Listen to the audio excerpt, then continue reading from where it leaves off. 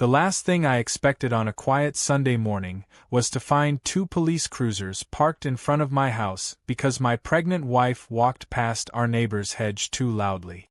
And yet, there I stood, barefoot, holding a coffee mug, watching Officer Delgado explain with a perfectly straight face that someone had called 911 to report aggressive stomping. My wife, Ellie, was still catching her breath on the porch. She was 7 months along and had just finished her daily walk around the block. She was wearing pink Crocs and waddling like a determined duck. The only thing aggressive about her was her craving for pickles at 2 a.m. The neighbor in question, of course, was Karen, capital K, pearl earrings, outdoor security cameras no one asked for, and a permanent scowl like the HOA assigned it as a uniform. She appeared at the edge of her lawn like she'd been summoned by the sound of a single syllable of justice. She held up her phone with manicured fingers and barked at the officers. "She's disturbing the peace. I have it all on video." She stomped right past my baby's window. My grandbaby is a light sleeper. Her daughter didn't live with her. The alleged grandbaby was a toddler who only visited twice a month and, judging by the inflatable bounce house they'd inflated on Karen's lawn last Saturday, wasn't exactly living in a monastery of silence. I gave Officer Delgado the look. "You know the one. The are we really doing this look." He sighed. "Mr. Ridge, we have to respond when someone calls 911. Even if it's, unconventional." Ellie started laughing. It was a short burst, high-pitched, and slightly hysterical. Then she leaned forward, hands on her belly. "You're telling me she called emergency services, because I walked on a public sidewalk, and she thinks I'm too loud?" Karen snapped. "I know you were trying to provoke me. You always walk by here huffing and puffing like a bull. You should try walking quietly for once." Ellie blinked at her. "I'm literally carrying a human being inside me. I'm lucky I can walk at all, lady." Karen gasped like someone slapped her with a wet sponge. "You're calling me lady now? How disrespectful. I want her cited. I want her arrested for harassment." The officer tried to explain that sidewalk stomping was not, in fact, a criminal offense, but Karen just kept flapping her arms, flinging phrases like neighborhood standards and civil noise violations, like she had an HLA handbook surgically implanted in her wrist. Now here's where it got truly unhinged. Karen marched into her house and came back out holding what looked like a printout of some kind of municipal code. It was 3 pages long and highlighted in 4 colors. "Read it," she shouted at the officers. "Right there it says unreasonable noise. I recorded her thumping past my house for 3 mornings in a row. That's harassment." Ellie stepped down from the porch, slow and deliberate, and stood next to me. Her voice was low and even. "You recorded me? For 3 days." Karen scoffed. "Of course. I have to protect my property." Ellie turned to the officers. "I'd like to file a complaint. That's stalking." Officer Delgado rubbed his forehead like he was trying to squeeze his brain out through his temples. "Let's all just take a breath. Mrs. Ridge, can you, maybe walk the other way around the block for a few days?" That was the moment Ellie started crying. I don't mean she sobbed. I mean those silent, angry tears that say more than words ever could. The officers looked like they wanted to disappear into the ground. Karen, on the other hand, looked smugger than a cat with a laser pointer. "See? Even she knows she was wrong," she said, nodding like a bobblehead of justice. That night Ellie couldn't sleep. Not because of the baby kicking, but because of Karen's cameras. "She filmed me. Without my consent. That's not okay," she whispered in the dark. "She's waiting for me to react so she can escalate it." I knew she was right. Karen didn't want peace. She wanted control. She wanted everyone on the street to tiptoe around her lawn like it was sacred ground. Ellie wanted to let it go, but I didn't. Because Karen had crossed a line. And I had plans. Long-game plans. I started documenting everything. Dates, times, screenshots of camera placement, even a decibel meter app for fun. I filed a records request with the city about her permit status for the security system. Spoiler, She never registered it. I also filed a complaint about the bounce house party from last week, which technically violated noise ordinances after 10 p.m. Two can play this game, Karen. The next morning, I bought Ellie a pair of sneakers with orthopedic soles and took her out for a walk. We didn't change our route. We passed Karen's house exactly the same way. This time, we waved at the cameras. Karen stood behind the curtain like a Scooby-Doo villain, peeking through the blinds with binoculars. Ellie whispered, "She's gonna pop a blood vessel." Later that day, an envelope appeared on our porch. Inside was a formal letter, full name, legalese, the works, accusing Ellie of intentional distressing behavior and auditory intimidation. It was signed, notarized, and totally made-up legal nonsense. I laughed so hard I nearly choked. But Ellie was shaking. "I'm so tired, Sam," she said. "Why does she hate me?" That was the part Karen would never understand. That her obsession with control wasn't just annoying, it was hurting someone. A pregnant woman. My wife.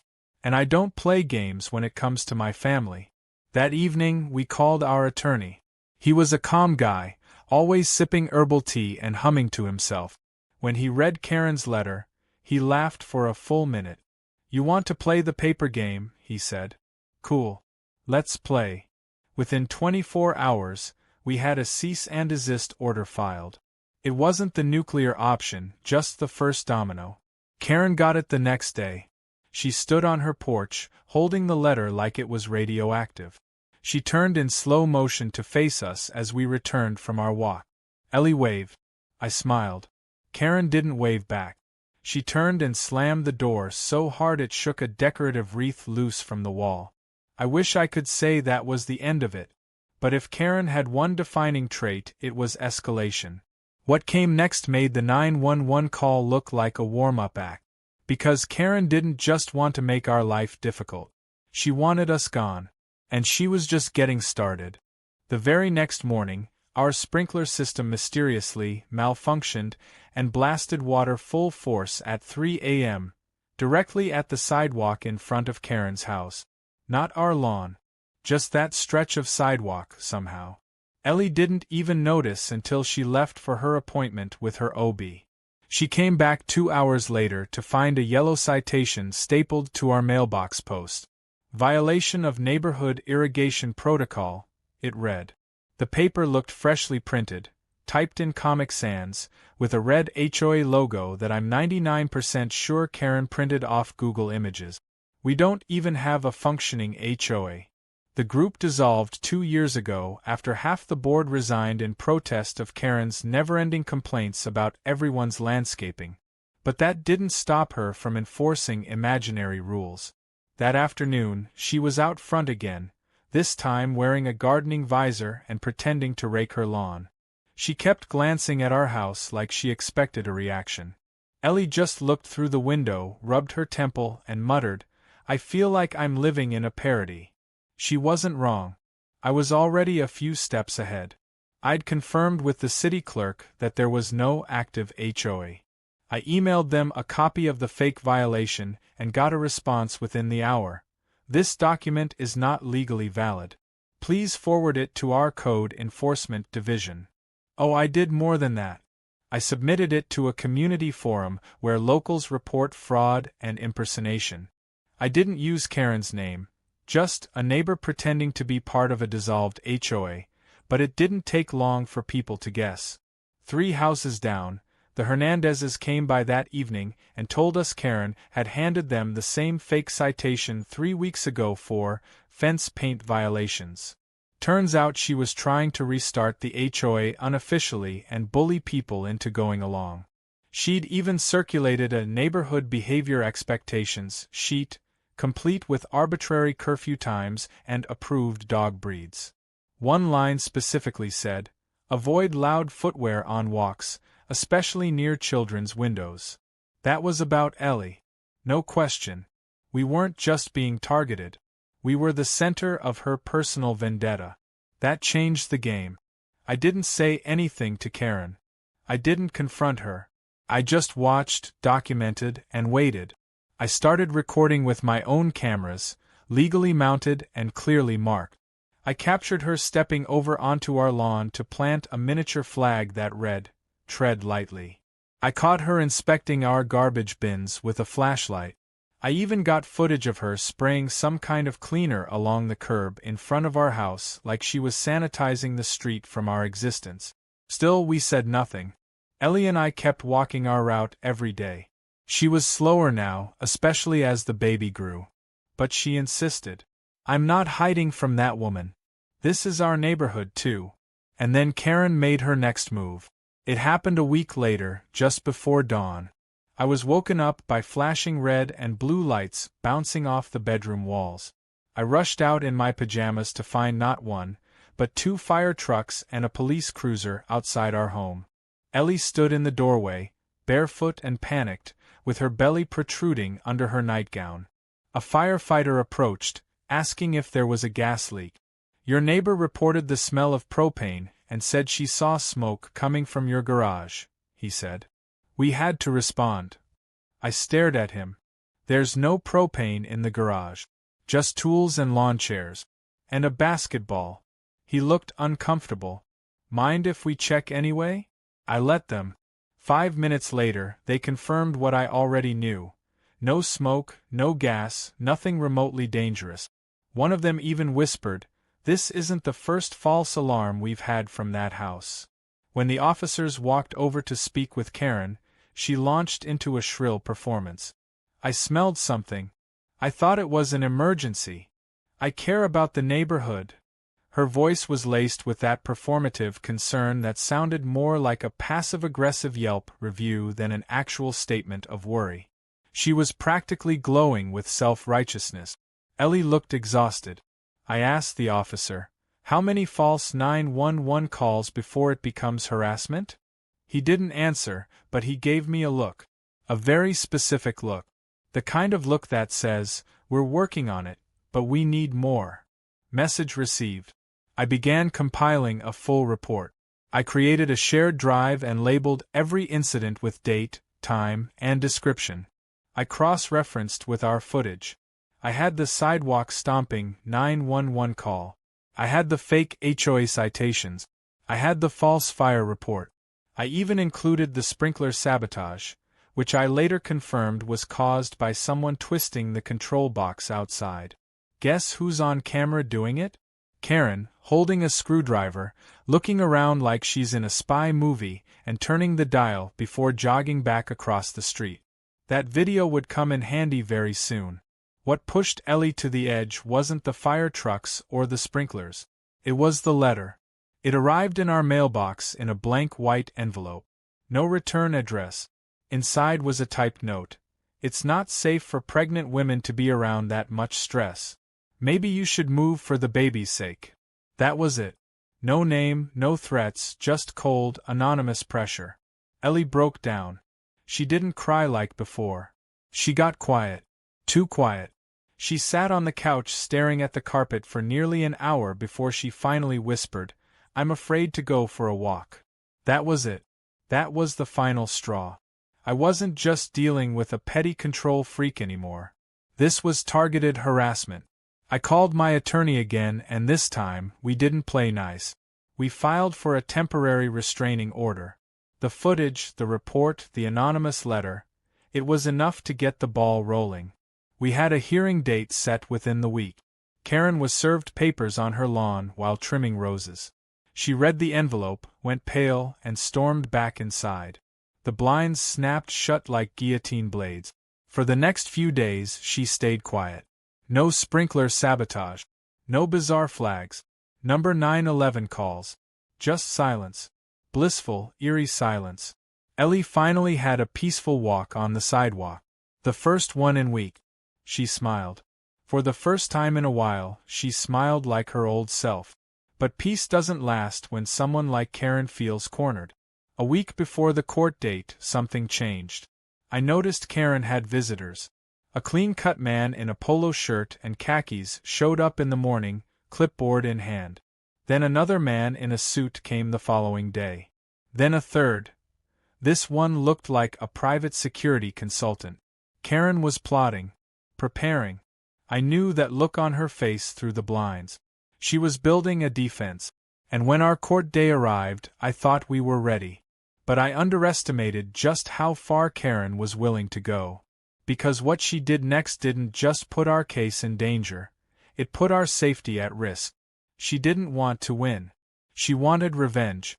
And she was just getting started. Court hearings are supposed to feel formal, structured, civil. Ours felt more like an audition for an unhinged reality show.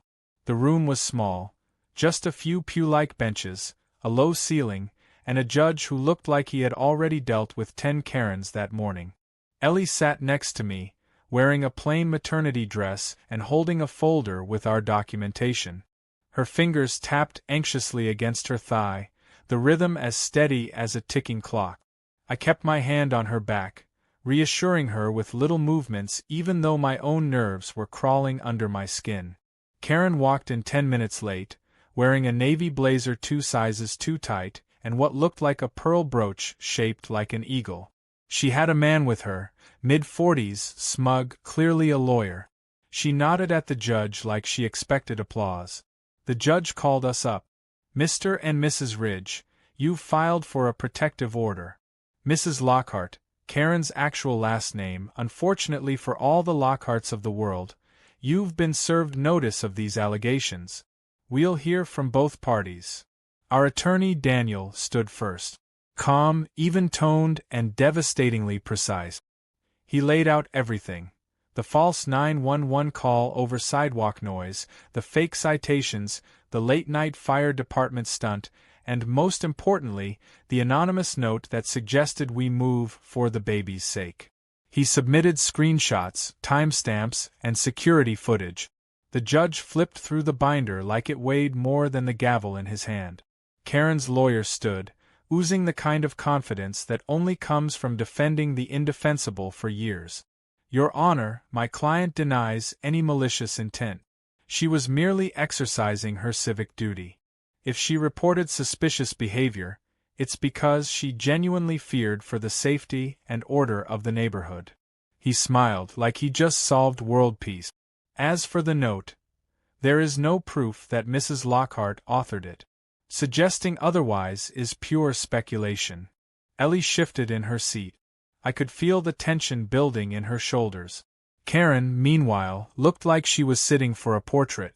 Calm. Smug. Ready. Then Karen spoke. Your Honor, I have witnesses who can confirm that the Ridges have been disruptive, combative, and in violation of community expectations. She snapped her fingers.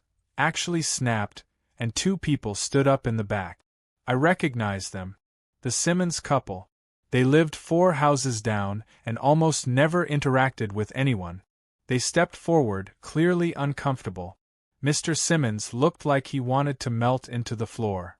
We did hear loud noises early in the mornings, he mumbled. Maybe it was just shoes? His wife elbowed him. And the baby cries sometimes. Ellie looked stunned. That's not even us. We don't have a baby yet, she said, barely keeping her voice down. Karen's lawyer jumped on it. You see? Multiple neighbors have reported issues. This is not a case of harassment. It's a case of incompatible lifestyles and mutual tension. The judge sighed so deeply I thought he might sink into the bench. All right, he said. I'm going to take this under advisement. I'll issue a ruling within 72 hours. Until then, I strongly advise both parties to avoid contact. As we walked out, Karen brushed past us and whispered to Ellie, I warned you. You don't belong here. That was it. No theatrics. No raised voice. Just a quiet, poisonous comment that made Ellie physically recoil. Back home, we didn't talk for hours. Ellie sat by the window, one hand on her belly, the other clutching the letter we'd kept as evidence. I paced. Every second that passed felt like a countdown to something we couldn't see. Karen had managed to twist everything into gray areas.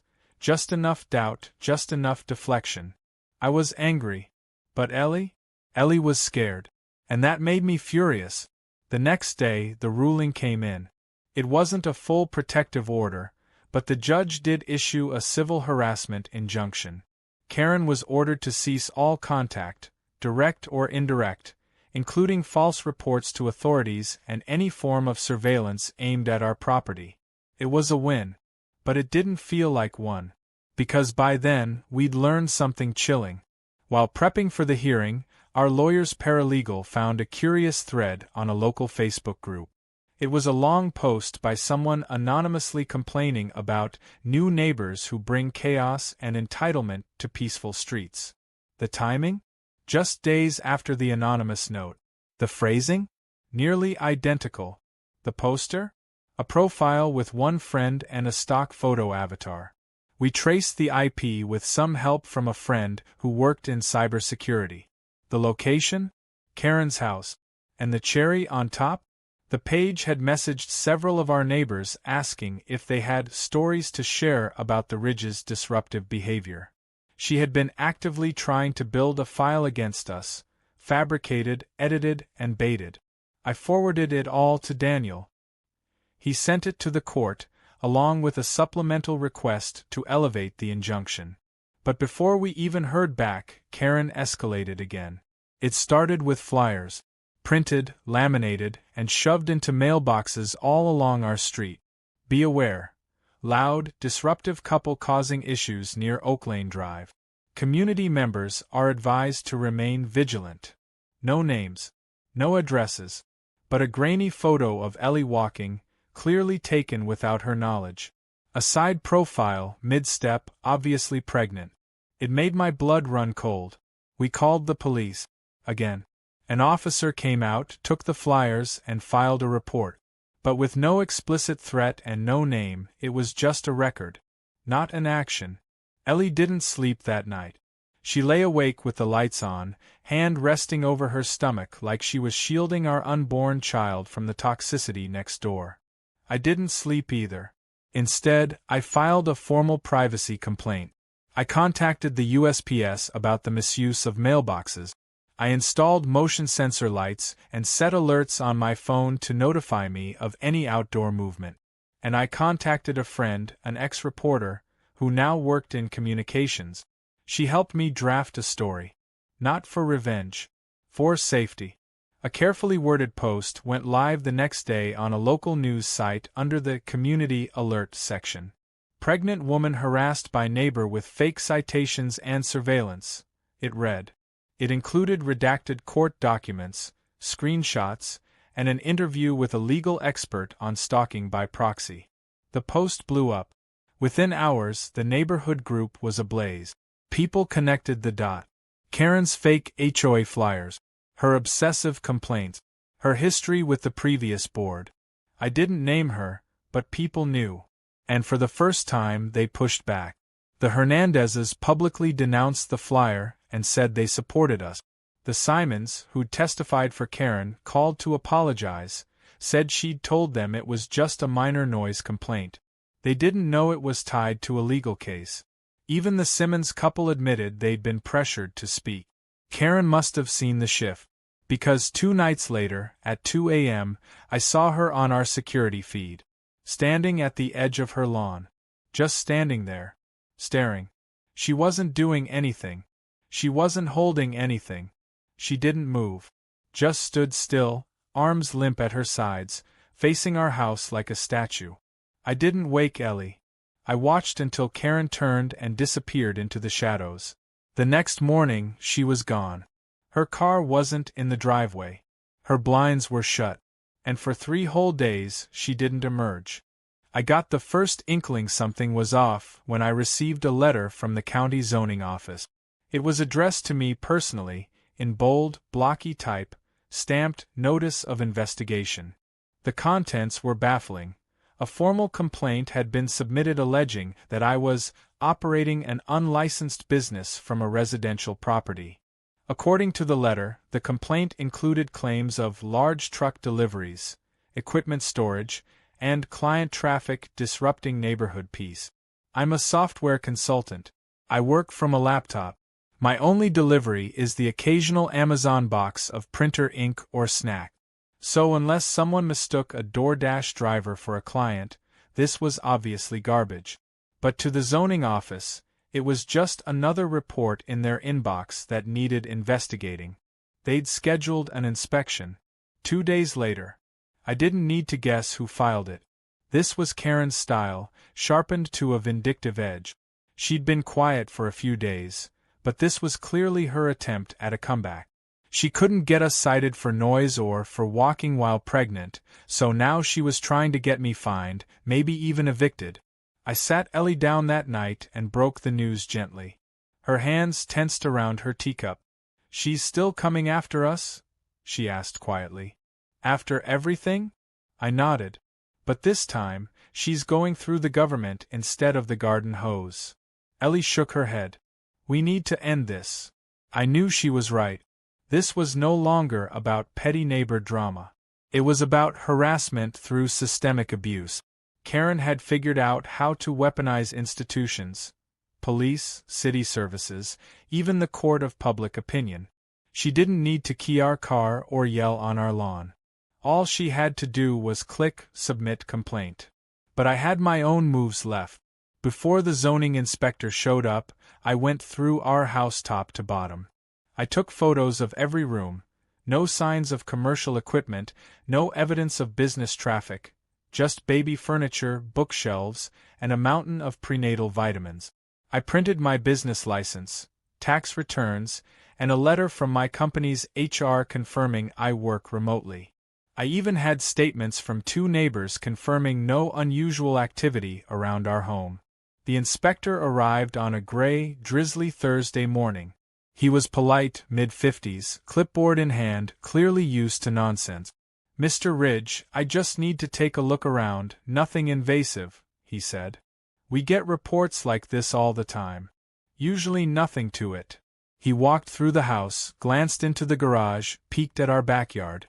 After 10 minutes, he gave a small smile. "I'm going to close this out as unsubstantiated. I'll mark the report as retaliatory, which means it won't trigger automatic follow-up unless something changes dramatically." I thanked him, shook his hand, and walked him out. But even as I shut the door, my hands were shaking. Because Karen had made it official. She wasn't trying to bother us. She was trying to ruin us. That night, I decided to flip the chessboard. I reached out to a reporter from our local news affiliate who had covered a recent HOA corruption scandal. I explained our story, off the record at first. The reporter, Jenna, was immediately interested. "She called 911 on your wife for walking too loud?" she said, incredulous. "That's either satire or a civil rights story." I offered her documentation, court orders, video footage, the fake HOA flyers, and the zoning complaint. "I don't want revenge," I told her. "I want this to stop. For my wife. For my kid. This isn't just about one crazy neighbor. It's about people learning how to abuse systems that are supposed to protect us." Jenna dug in. She called City Hall, confirmed the zoning complaint. She verified Karen's fake citations from a copy we'd submitted to the city forum. She even got confirmation from the fire department about the false emergency call.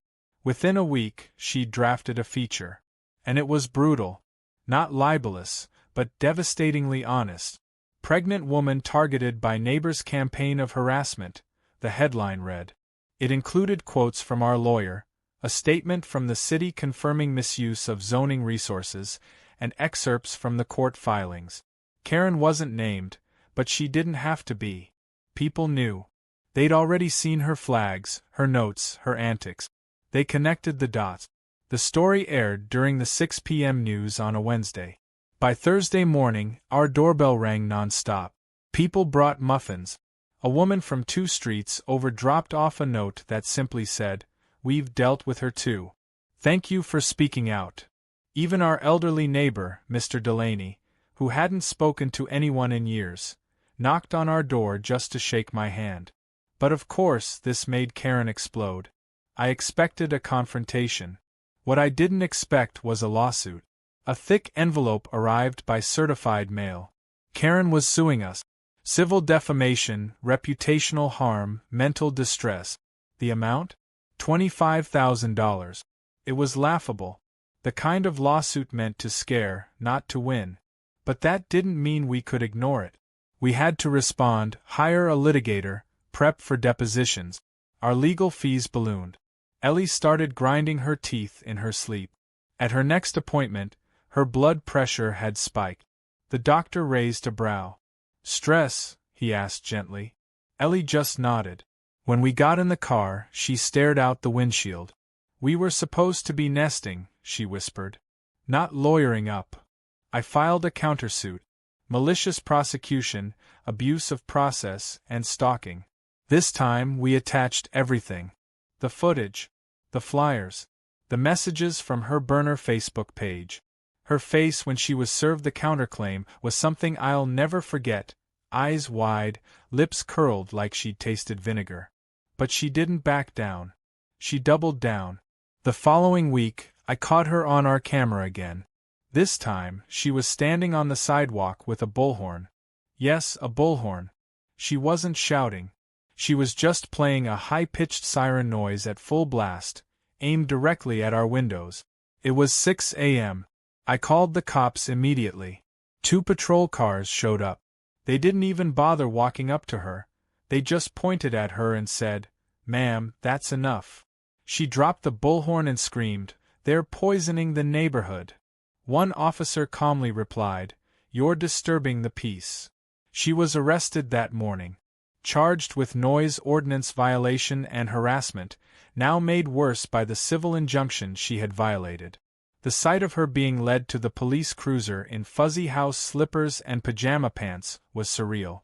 Ellie watched from the window, a blanket over her shoulders. She didn't say a word. She just exhaled, long and slow. We thought that would be it. That finally she'd gone far enough that someone else, law enforcement, the courts, would take the burden off our shoulders. But even in custody, Karen had influence. She got a lawyer. She pled not guilty. She was out by the weekend, and by Monday morning, her Facebook page was back in action. This time, she called herself a victim of a smear campaign and accused us of weaponizing media bias. She even hinted we were part of an urban infiltration, ruining traditional values in the suburbs. Her followers, mostly conspiracy-chasing boomers, lapped it up. 4 days before Ellie's due date, I came home from picking up groceries to find a city tow truck in our driveway. Not parked near it, in it, blocking our garage, angled like a declaration of war. A man in a safety vest was walking toward our Jeep with a clipboard, looking confused but determined. Ellie stood at the door, one hand on her belly, the other pointing at him with wide, alarmed eyes. "What's happening?" I shouted, jumping out of the car. The man barely looked up. "Order came in this morning. Registered to this address. Says this vehicle is in violation of municipal code, unauthorized commercial signage and illegal modifications." I stared at him, blinking. "It's a personal car. It doesn't even have signage. And the only modification is a rear-view dashcam." He shrugged. "I just do what the form says. Look, if this is a mistake, call the city." He paused, then added under his breath, "But maybe call fast." I looked at the tow order. It was signed under a name I didn't recognize, but the complaint attached to it looked familiar. Very familiar. It cited unlicensed activity again. The same language from the zoning complaint. The exact phrasing Karen had used before. I called the city immediately. After being bounced between 3 departments, I landed on a very tired-sounding woman named Dana who listened to my summary and went silent. "Wait," she said. "Didn't you file a harassment case against someone a few weeks ago?" I confirmed. She sighed. "This form isn't even processed. It's preliminary. Someone from our admin portal flagged your property, probably from an anonymous submission. It was supposed to be reviewed, not enforced. This tow order shouldn't even exist." I handed the phone to the tow truck operator. He listened, nodded, and finally waved his hand. "I'm outta here. Not getting sued today." The truck backed out and I stood in the driveway, fuming. Ellie sank into a chair on the porch and said nothing. She didn't need to. We both knew exactly who was behind it. The next hour was a blur. I checked our cameras. Karen had been up before sunrise. She'd walked a piece of paper across the street, taped it to a city maintenance pole, and took a picture. The paper was gone by the time the tow truck arrived. But we had the footage. I submitted it to our attorney and called the DA's office. Again. This time, they didn't sound surprised. "We're filing charges tomorrow," they said. "It's officially moved past civil complaint. This is organized harassment." I asked if we could get a formal protective escort just in case. The assistant DA didn't hesitate. "Yes. And we'll notify the judge of the attempted vehicle seizure." Karen had finally overplayed her hand. And the fallout began fast. The next day, she was served criminal charges: misuse of public resources, impersonation of city authority, and stalking. The mugshot hit the local news that afternoon. Karen in a disheveled purple blouse, hair wild, glaring at the camera like it owed her money. Ellie and I watched the news segment in silence. Then Ellie said, "Do you think she understands she brought this on herself?" I didn't answer, because I wasn't sure she ever would. The neighborhood response was immediate. People began stepping forward. One woman from the next cul-de-sac over came by with a folder full of complaint notices Karen had left in her mailbox over the years, each one unsigned but obviously typed in the same fonts. A father across the block said Karen once called CPS on him for letting his kids play barefoot in their front yard. Others posted online. Suddenly, our case wasn't isolated.